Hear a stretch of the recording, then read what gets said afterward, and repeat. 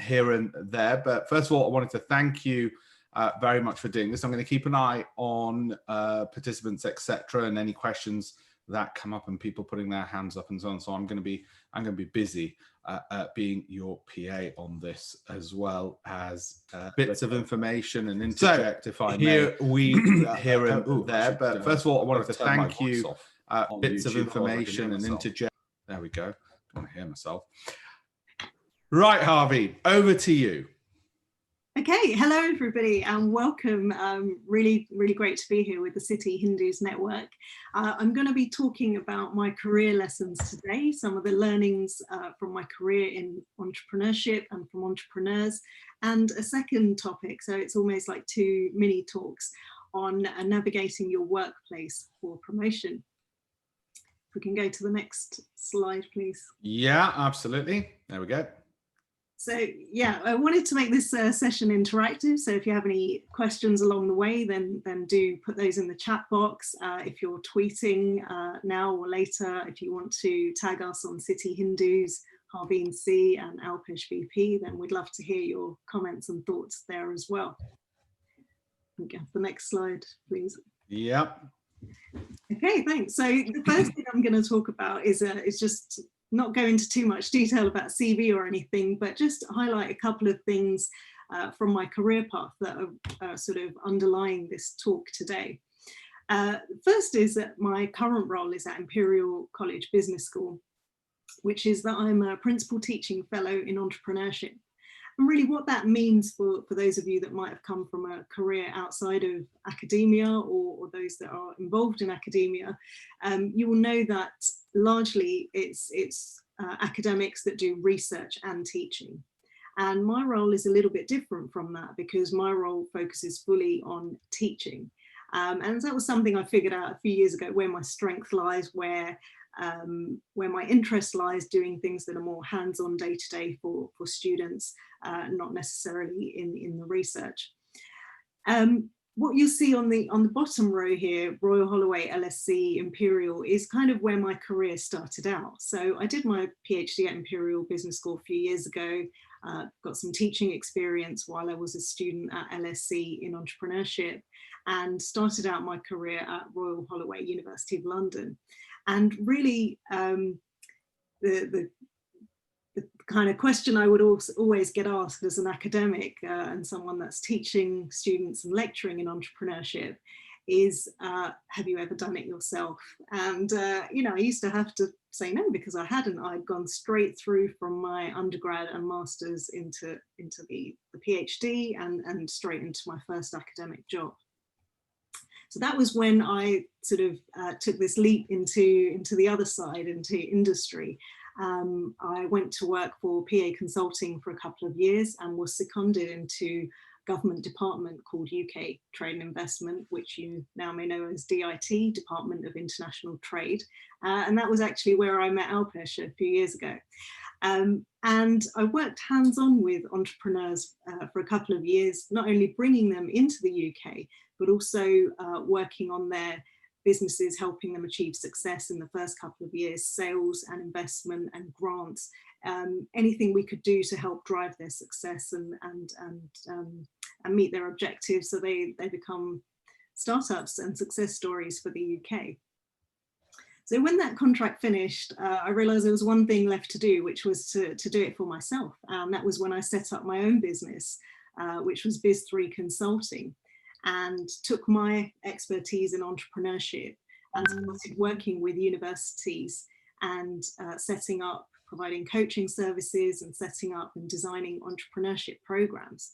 And so what you see is that middle layer there is really the industry experience. And then where I come back 3 years ago is back to Imperial as an academic, and realize that actually there's probably a bit more appreciation and credibility for someone that's got that entrepreneurship experience. And it's quite funny because marketing academics, finance academics don't always get asked, you know, by students, have you worked in a bank or have you run a marketing campaign? But if you're in entrepreneurship, it was definitely something I had to do, and it taught me so much.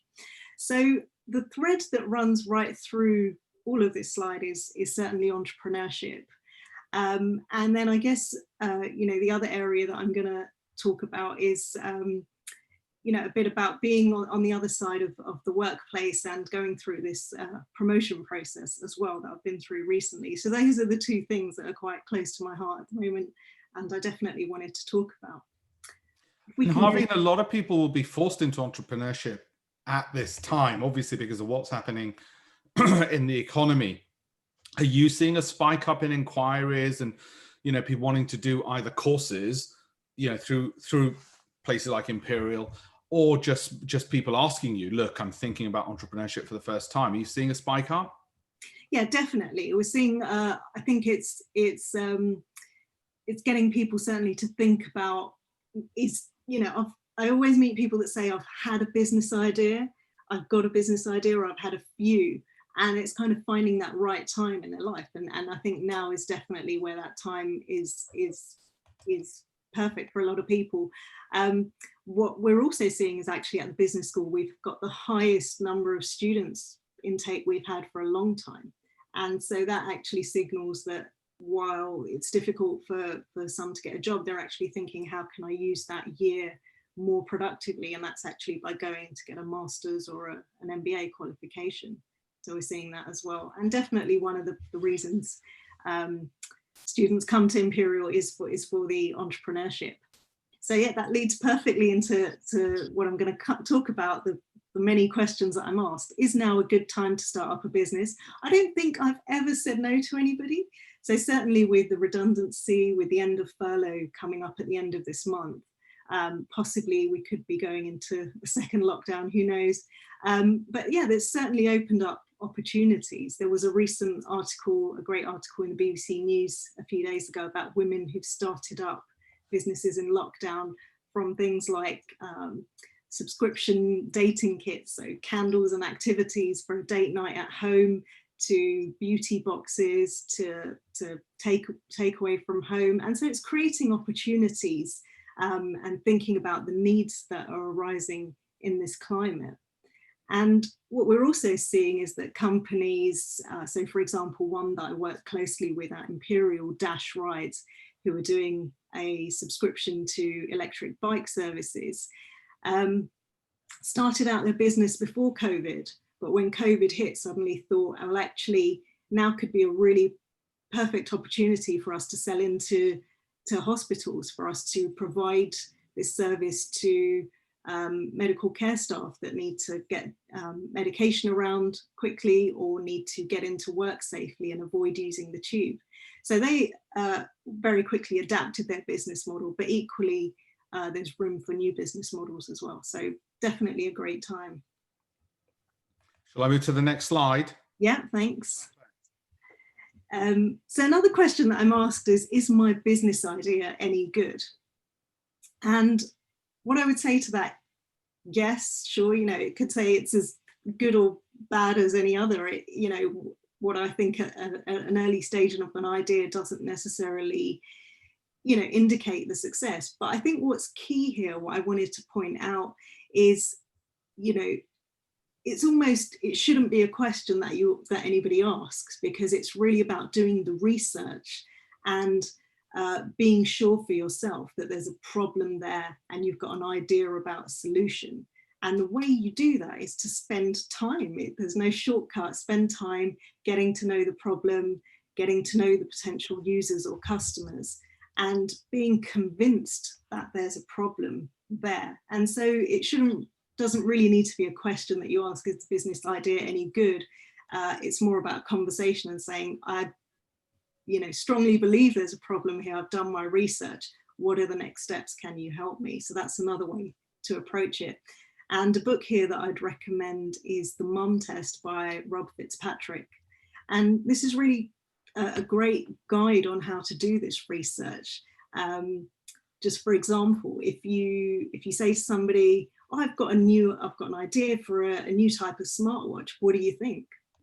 Well, sure, it costs me or it costs Alpesh nothing to say, yeah, sounds great. It's going to cost you hundreds, if not thousands of pounds to go on and do that development, only to find that nobody really wants to buy it. Yeah. But if you approach the problem in a different way and say, well, tell me have you bought a smartwatch in the past? Why not? What was your experience like? Or tell me what you feel is missing from your current watch. Talk me through how you use this, or what you feel is missing, or things like that. Then you're getting to a more deeper level of the problem. And that's what you really want to understand. So I definitely recommend that for anyone. I love the subtitle of that book, When Everyone is Lying to You, because obviously everyone's too polite. I remember when we were raising money for our fund back in 2004, one of my fund managers, he said to me, he said, your job is not to try and get people to say yes, it's trying to get them to say no. I thought it was crazy. He goes, look, everyone's going to say yes, we'll invest. But they never will. If you can get them just to say no, so they start telling the truth, which is what 99% of people would do. They wouldn't want to invest. They haven't got the time, money, whatever. And it saved a lot of time. And then we got really down to the ones we should be focused on. So no, I love that title. And I think you're absolutely right. How do you get past people who are, you know, just trying to be polite and say, yeah, it's a great idea, you should go off and do it now, stop bothering me for the next 5 years. So good. Next slide. Yeah, brilliant. Another question I get asked is, do you want to hear our idea? I've always got time to hear people's ideas. I think, you know, a recent experience I had was a couple of students said, do you want to hear our idea? You know, I knew them and, you know, loved to be helpful in my job. And it turned out to be a 30-minute Zoom call that went on for about 40 minutes. So we're very relaxed about it. And I'm kind of thinking, okay, it's running a little bit over time. But actually, the idea was more of a probably over 20 minutes of just telling me the idea. And, you know, is that the best way? Are you really telling anybody an idea? So this is not just for me, but anybody that you're talking to about your business idea. And I think it's really comes down to the entrepreneur to think about, okay, I want to talk about my idea. I might not be too sure about it at this stage, but really, what are the 3 or 4 key points that I really need to get across? Let me distill that down to the problem and the solution to have a starting conversation, because going into 20 minutes of product details and, you know, isn't necessarily helpful. And then you can actually have a short, sharp pitch effectively. Then you can see, you know, where the interest lies. Do people say, thanks, great to hear about it, see you later, let me know how you get on? Or do people say, oh, okay, you know, have you thought about this? And, you know, I can think of another entrepreneur you can talk to. So let the conversation evolve. It's got to be a conversation as opposed to, you know, a monologue. And the standard in a pitch competition is about 5 minutes. So, you know, that's definitely the maximum that you want to aim for. And you and I have been involved in a lot of pitch competitions, I think everywhere from Singapore to London. So we've seen a lot. One of the things that I love telling entrepreneurs to do is say, go to Crowdcube, go to see which ones are getting funded, the crowdfunding website, and there's others, download their documents, their presentations, and you will see what a company which has just got 11 million pounds in funding, or £1 million in funding, or 500,000 in funding, what its pitch deck looks like and what gets the money. And I love that as a shortcut, rather than, dare I say, me sort of going through their presentation and saying, no, you need to change this, look at that, look at this. I'd rather they did the work, and I'm sure you're similar to that. I should also say, Harveen, Dipan, Aru, if you've got any questions, just raise your hands. We're going to make it. I know Harveen wanted to make it interactive as well. So if you have any questions during any of this, you don't need to wait till the end. Just chip in and unmute yourselves, and we'll open it up to you as well. Next slide, Harveen. Perfect, thanks. Can you connect me with an investor? So Alpesh, you might have some insights on this as well. So early stage ideas, you know, great, you're thinking about it, doing the research, or you need to go out and do it, and often get asked, can you connect me with an investor? And I think, you know, the key here is really to think about, like you said, Alpesh, the entrepreneur doing the work. So me to think about who is the right investor for you and make that connection and put my social capital on the line, I can, but I would only love to do it when, you know, I'm sure that you're in a good place to have that conversation, and I'm going to be valued for making that connection.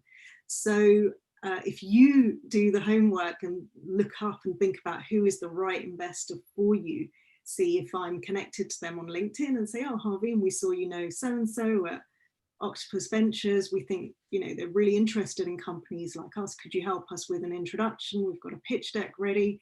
You know, that's a totally different proposition, and one that is one that I'll be far happier to do rather than, you know, connect somebody that's early stage. So definitely want to make those connections. People want to be helpful, but yeah, it comes back to the entrepreneur doing a little bit more preparation for that, and also thinking about what kind of stage you're at. Have you won a pitch competition? Have you received a government grant? Have you got sales revenue? Then yeah, you've got a far better story to tell than just an idea to an investor. So yeah, there's a few resources. City Hindu Networks has got an entrepreneurship program, Innovate UK government grants. Actually, on that, Harveen, I should say on the CHN entrepreneurship. Sorry, I didn't move the slide to move you along, but because I wanted to, I can see what's on the next slide. And I wanted to add to what you had said and underlined it. It is the most frustrating thing when somebody says, can you introduce me to? And that's not because we don't want to be helpful, but for the reasons you've mentioned. Who is it? Why? And why should I expend my social capital? And what we did, we were getting so many of these inquiries. What we did on the City Hindu's entrepreneurship program link, people can see there, is there's a whole page of every single UK source of grants, including, for instance, Innovate Grants, Tech Nation, all of those, and VCs and crowdfunding sources. So people can do the research first, and then they can come back and say to us, look, I think, you know, Octopus or whoever are absolutely right for us. This is why. This is the individual. Do you happen to know them? Or even better, I've looked in your LinkedIn. I see that you do know them. Could you do an introduction? Here's how we'd like to be introduced. This is actually why we think we're really good. So, you know, when you or I are sitting back and thinking to ourselves, okay, I'm not going to look too bad now. And I know when you were working in government with me, you know, you had and still have an amazing Rolodex. So the answer is always, yeah, I can introduce you to someone, but hang on, you know, show me why you're absolutely outstanding, and that introduction should be made so it's not wasting everybody's time. Yeah, absolutely. And yeah, it sounds like there's a great pool of resources on the City Hindu Network website that you can have a look at and start doing that research. And I think the key in what we're saying here is, you know, any entrepreneur on the way to setting up a business is becoming an expert, and it's down to you to kind of do that research, to put the time in, whether it's for the investment, whether it's understanding the customer. And that's what really sets you on your path, because you're on your way to becoming a leader in that field. You'll be quoted in the news, you know, in a couple of years. So it's really about building up your expertise and knowledge and confidence as an entrepreneur about what you're doing. And so lots of resources out there to help, from CHN to Innovate UK. Tech Nation has a great digital business academy, so courses that you can do online. Programs like Founders Network, Rising Stars, Sifted newsletter, which is quite new, but sends a great message to your inbox every week about what's happening in Europe's startup scene. And to get involved with events and pitch competitions, even just to see what is going on as an observer, I would highly recommend Eventbrite. A lot of events that are public, you can go along. A lot of them are happening virtually at the moment, and Twitter. Just a constant source of opportunities if you follow the right pages. You can always have a look at my page, for example, to see who I'm following and get some ideas from there as a start point. So there's just so much information out there to set you off on your journey as an entrepreneur. Well, I'm going to add to that, and we've used your page actually, and I'll show you how. That's the City Hindu's entrepreneurship program, and I should say it's open to everybody. You don't have to do a blood test to prove that you're Hindu to use this, I should say. One of the reasons we did this, by the way, Harveen, and you'll be familiar with this, is, you know, an FT report on ethnic minority businesses are held back by lack of support. One of the reasons why, you know, you've been generous enough to give us your time as well, but why we wanted to get this out there. And some of the companies that we've worked with, you can see them here as well. But when people go onto this page, and it's something you were saying earlier, how to get the introductions, and it recaps the advice you're given. So I'm glad we were giving the same advice as someone at Imperial College who's teaching entrepreneurship gave. But this is what I wanted to show you down here. They've got access to you on your videos as well. So you've been a great resource for us, and I really recommend people have a look at these, because it's great speaking to other entrepreneurs such as yourself, but also great speaking to other entrepreneurs who are also linked and connected to and teaching entrepreneurs through places like Imperial as well. So I just wanted to showcase that as a phenomenal tool we've got for entrepreneurs. Thanks largely to you as well. So I'll go on to the next slide with that. Brilliant, thanks Alpesh. So at this point, yeah, I guess that's the first part of the talk around entrepreneurship and that activity and sort of advice I would give in terms of what I'm asked the most. And the second thing, talking a bit about my career, is one of the processes that I've been through quite recently. And yes, as I mentioned, it's you know, my job is at Imperial College Business School in an academic teaching role. But I think some of the things I've been through would certainly speak to other career sectors and roles, and anyone that's sort of at this point in their career thinking about promotion. And so I wanted to share some of what I went through and the learnings from that. So I'll say that, so when I joined Imperial, I joined as a senior teaching fellow, and I recently got promoted to principal teaching fellow. So I've been there about 3 years. And I would say probably when I joined, promotion was always, you know, it was on my mind from day one. And I made that, you know, quite clear. I was always quite vocal about it. But, you know, you've got to start in the job that you're there to do, and you've got to prove yourself. And so, you know, it was kind of, that was on the back burner for a while. I think it got to about January last year. And yeah, I was kind of thinking, okay, what's happening? I'm quite, you know, impatient, ambitious person. I was kind of thinking what's happening, and that really sort of where the process started. And I'd say one of the things was, you know, having a conversation about making it clear that this is something I wanted, and this is something I was working towards. And I think if you don't tell people in your organization that, they don't know, and so they will just assume that you're happy where you are. But what was interesting was that you can say that, and some people are going to think, yeah, great, really want to support you and work with you towards that. And other responses you can get are more like, oh, really? So is that what you think of yourself? You think you're a bit better than you are, or something like that? So it can be quite interesting to see how people respond, but that shouldn't necessarily, you know, stop you stating that that's what you're aiming for. But I guess be prepared for responses, a mix of support and a mix of you know, really kind of is how that went. So that's the first point I would say. So definitely make it clear.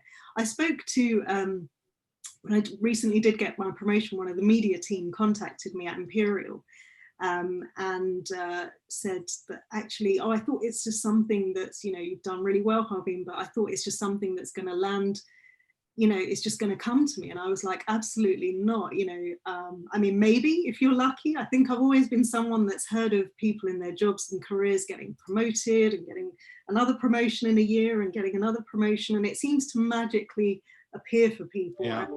If that does, I mean, great for them. But I have to say my journey was quite different.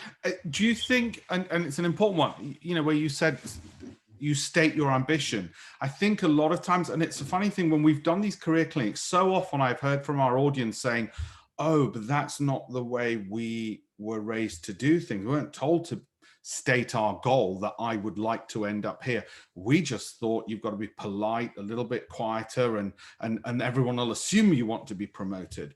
But you know, like you said, then you see people just always seem to be getting ahead. Do you think it is that just letting people know that you are ambitious, you want that goal, you want to get ahead?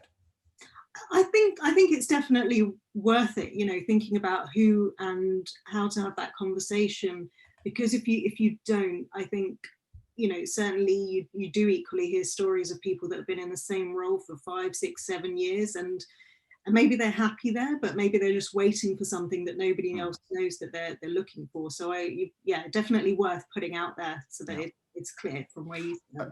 I mean, I have to say, recently, when both I've been hiring and also friends of mine have been hiring, it's amazing how much emphasis they're putting on passion and somebody conveying passion, even over above qualifications. Because they want somebody they can work with who's passionate and energetic, whereas traditionally, I think we used to be so much more focused on, oh yeah, they tick the boxes, and you've put, do you tick the boxes? But I was so surprised at how much people are looking at, like I said, that energy and drive that they want from people. I guess partly because we're working remotely, so we know that's become even more important. But yeah, I mean, tell me about ticking the boxes. Yeah, so definitely that. I think they want to know you're somebody that loves the organization, loves the job, passionate, in my case, about working with students. I think all of that's really important. Ticking the boxes, so this, it may be a very academic thing, but I'm sure it applies to other sectors as well, is that there's a form that I had to fill out. And one of the pieces of advice I got back in last January, quite a few months ago, was just fill out the form casually in your own time and see where you land, see what it looks like. Are you ticking all the boxes that you think you are? It's great exercise. I did that over the weekend, and actually I saw there was a big gaping empty box which was about the external esteem and visibility, and I realized that actually I was so focused on doing a great job at Imperial that I hadn't stopped to think about, okay, doing conferences and getting external positions that helped to build up my profile. And so started working towards that immediately, but it took a bit of time to get those to build up enough sort of bullet points in that box to present a case. So yeah, you could see that coming. So certainly don't leave something like that till the last minute. If there is a form like that, take a look at it right now. Harveen, I've got a couple of questions that have come up. One is dealing with an Indian upbringing. Obviously, it's the City Hindus Network, so we're going to have a lot of people of Indian origin. Dealing with an Indian upbringing that makes you appear meek. And I think to some extent I mentioned that when I said, we're not told to sort of step up and say, well, I anticipate, this is my career plan, this is my personal business plan. And the second question is tools for dealing with imposter syndrome. I'm sure you'll be able to explain that better than I can. Sorry, not that you're an imposter, but you'll be explain the term better than I could with imposter syndrome as well. What are your thoughts on these areas? So the first one, sort of being a bit, I guess maybe not an extrovert or kind of being a bit meek, as you suggested. I would suggest maybe getting a mentor or somebody in the organization that can help you can have these conversations with, that, I think this is something I want to do. I want to speak to my manager about this. How do I go about having this conversation? So if you feel that you're not sure how to go about it, I think a bit of confidence building, a bit of mentoring could certainly help with a situation like that. And I think your second question, imposter syndrome. Imposter syndrome. So yeah, just for anyone that might not be familiar with it, it's basically feeling like you don't necessarily deserve the role you have, or you're kind of winging it to get where you've got to. And yeah, I don't know if it's something more prevalent in women than in men, but it does happen. And I think probably I have to say it's crossed everybody's mind at some point, but I think it's really about knowing that actually the people around you, the people that you're working with, people that gave you any job in the first place, wouldn't do so if they thought you didn't have expertise, or if you didn't have skills or knowledge, credibility in that area. And so maybe it comes back to confidence again, and building that up, and believing that you do deserve to be where you are, and really, well, you are, so own it, and so run with it and make the most of it. Yeah, I think you're right. I think confidence, because obviously imposter syndrome seems to stem from a lack of confidence or self-belief. Yeah. And I mean, we all have to do that self-talk. Or, in my case, thankfully, I have a wife who builds me up and says, no, you can do it, you can, and all the rest of it. We all find that individual.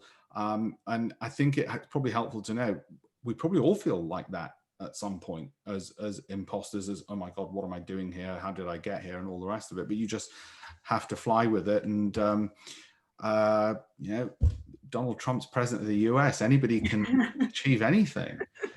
So there's proof. Yeah, definitely.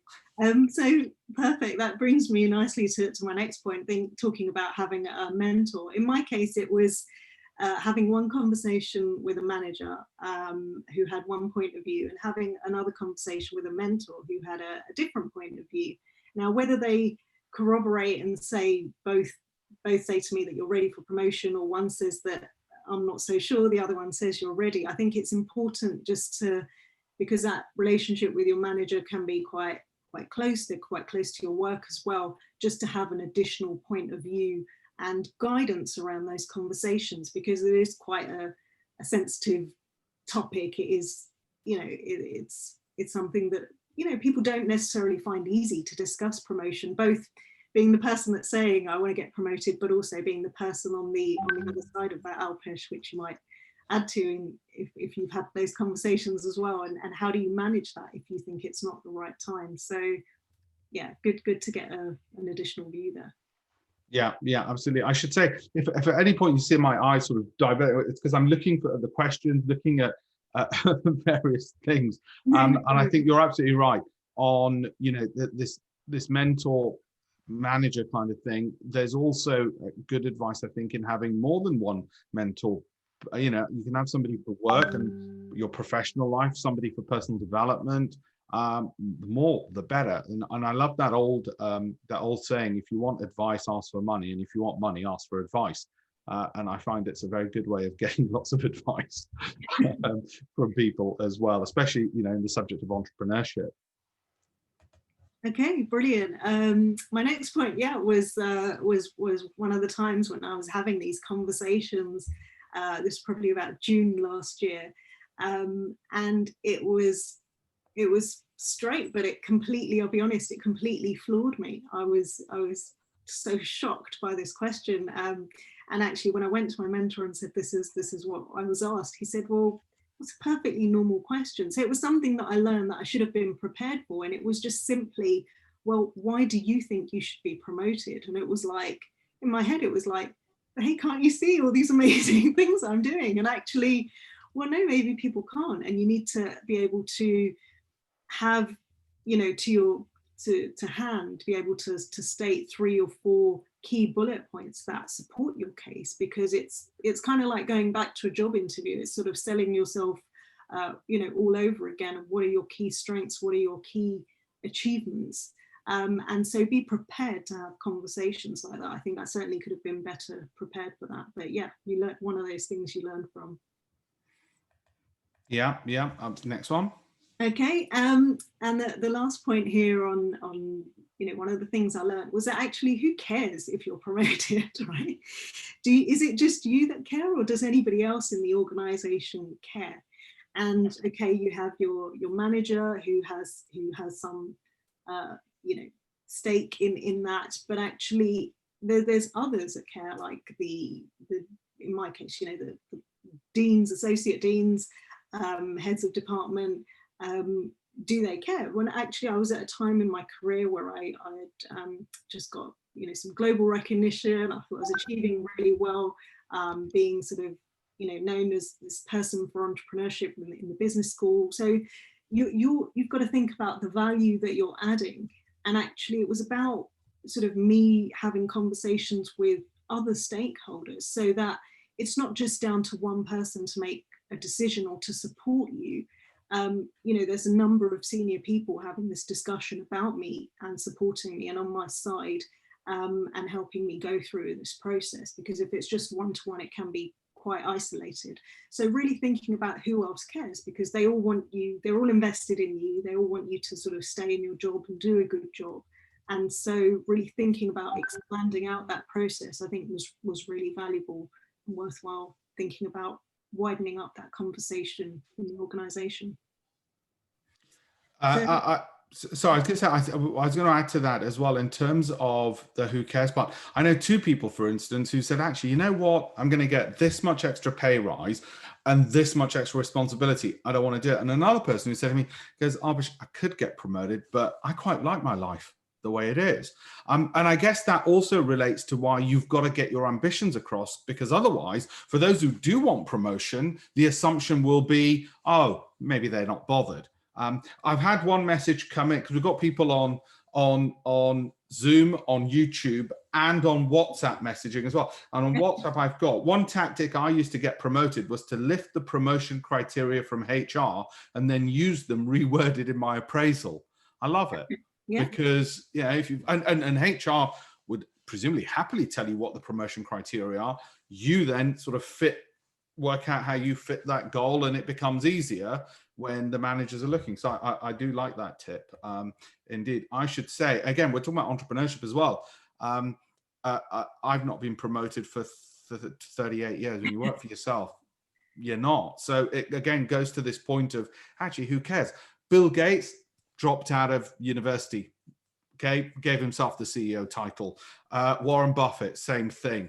Mark Zuckerberg, same thing. And all three of them work for no-name companies nobody had ever heard of. Microsoft, Facebook, and Berkshire Hathaway, nobody had ever heard of them before. So I think there's a lot to be said, especially with that entrepreneurship thing and people thinking of maybe jumping from a job where they've got two attached to a title. I thought, well, I work at, whatever, Goldman Sachs, and I've got this title and all the rest of it. Well, let's remember the people that we admire the most in the world, they created their own titles and companies. And I think there's a lot to be said, hopefully, for that as well, that view as well. Yeah, absolutely. So it's, it's kind of, it's the topics of discussion here are kind of entrepreneurship, be your own boss, and then promotion, how do you get promoted? But I think it could apply to those that are, coming towards the end of a job at the moment, coming towards it, thinking about making the jump, thinking it can be for those that are thinking about, having a business on the side as well as staying in a full-time job, which is a great way to get started as well. So there's a lot of situations this could apply to. Some useful resources here, articles, HBR, Forbes, and LinkedIn. I do like HBR. I love HBR. I think they're one of the few organizations in the world, present company accepted, who've just got it right, in terms of usefulness, and to the extent that Ekta and I, my wife and I, we've got a subscription.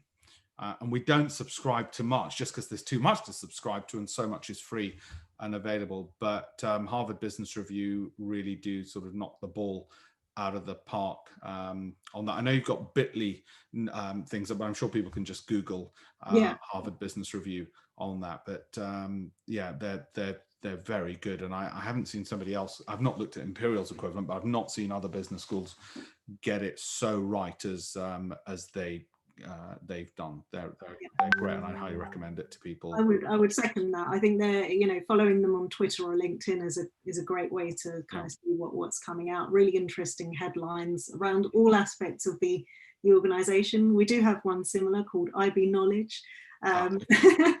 But that's free, you don't need to subscribe, but HBR is HBR, so that's. And the great thing about that, Harveen, and this is what you bring to the table as well, is it's not entrepreneurship alone from the sense of, you got loads of people now on social media, everyone claims, all these Instagrammers, look, they're all entrepreneurs, but it's the academic credentials and the research and the hard knowledge that goes behind it. Then married that with entrepreneurship. So you're on solid ground when they're saying this is what leadership involves, this is what a good management is, or operational organization involves, because they've got all that research to back it up, as you do at Imperial and as you teach at Imperial. You're going to get further because there's a lot of experiments, trial and errors that they've already discounted, as opposed to, like I say, if you put entrepreneurship into YouTube, boy, are you in trouble. I think that's the other advantage of that. And what did you say? IB Knowledge? IB Knowledge, yeah, it's on the Imperial Business Knowledge. Website, yeah. Got it. So yeah, and just to sort of, that's another question I get all the time, like, why do you need to go to business school to become an entrepreneur? Can you just do it yourself? Well, absolutely. I mean, you can, and you will learn from that process. But the reason people come to Imperial or any other business school for entrepreneurship is that you'll get teachings that are backed up by the research. So in theory, that will make that process a little bit quicker, or easier, because you're understanding the science behind how to pitch, for example, and various other things. So yeah, it's again not for everyone, but for those that prefer to kind of get some kind of education around it, there's a lot of development in entrepreneurship research that can help that process, definitely. Thank you, Harveen.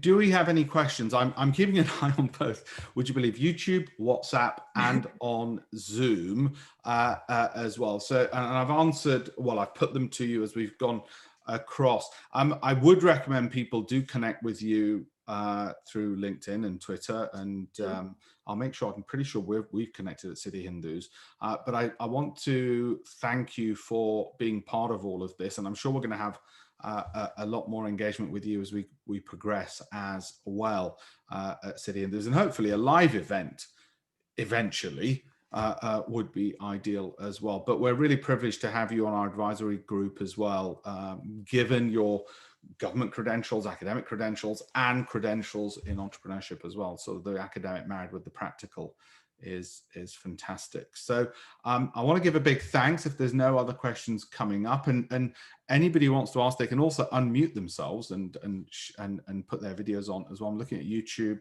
I think I've gone through them all as we progress, so that's fine. Yeah, that's okay. So Harveen, all it leaves for me to say, this is the point at which if it was a live event, you would have got some flowers or something, or a box of chocolates, or whatever they used to give at these, but it's virtual, so we don't. But we're going to, by the way, we're going to, the recording of this will be both on our website and on all our social media as well. So we'll share all the know-how and knowledge that you've provided everyone today as well. So once again, thank you very much for being a part of all of this, and I want to thank everybody who's been on here, whether it's on YouTube or through WhatsApp, sending the questions, and through Zoom. So thank you all, and with that I'm going to say a goodbye from City Hindus Network, and goodbye from Harveen. Thank you. Thanks, Alpesh.